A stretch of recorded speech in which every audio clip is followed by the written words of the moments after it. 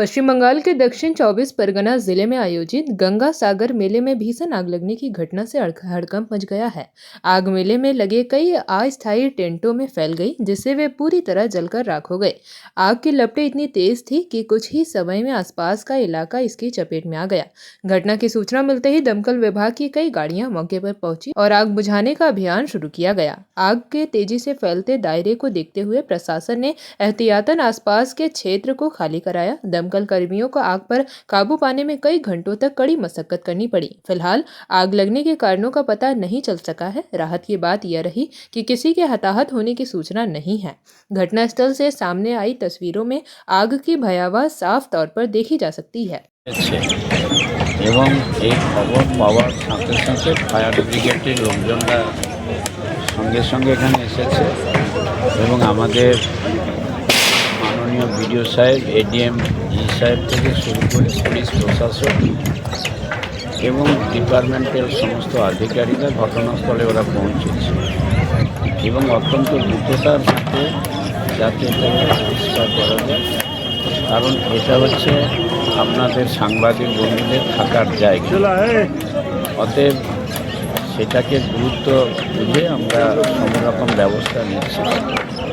আগুনটা অল্প সময়ের মধ্যে, অর্থাৎ যতটুকু জানা গেছে আমাদের হাইমাস যে লাইট আছে তার থেকে বোধহয় কোনো একটা কানেকশানের এর জন্য এটা হয়েছে।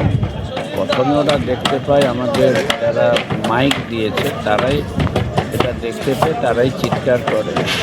পরবর্তীকালে এই খবরটা চারিদিকে ছড়িয়ে পড়ে আমাদের পুলিশ প্রশাসন, ব্লক অফিস এবং তাছাড়া আমাদের এডিএম সাহেব সবাই নজরে খবরটা পৌঁছয়। কারণ আপনি জানেন এই ভোরের দিকে স্বাভাবিকভাবে মানুষ একটু ঘুমিয়ে পড়ে, কিন্তু ফায়ার ব্রিগেড আজকের যে কাজ করেছে, যে উল্লেখযোগ্য কাজ করেছে, আমি তাদের কর্মচারীদের, ফায়ার ব্রিগেডের কর্মচারীদের আমি আন্তরিক ধন্যবাদ, কৃতজ্ঞতা না জানিয়ে পারছি।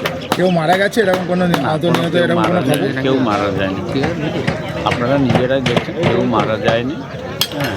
ইতিমধ্যে খুব দ্রুততার সাথে, যেহেতু এটা হচ্ছে সাংবাদিকদের থাকার জায়গা, যেহেতু খুব দ্রুততার সাথে আমাদের পিএইচডি ডিপার্টমেন্ট এবং টোটালটা তারাও শুরু করেছে এবং টোটালটা মনিটরিং হচ্ছে আমাদের এডিএম সাহেব, বিডিও সাহেব, ওনারা টোটালটা মনিটরিং করছেন, পুলিশ প্রশাসন তারাও করছে।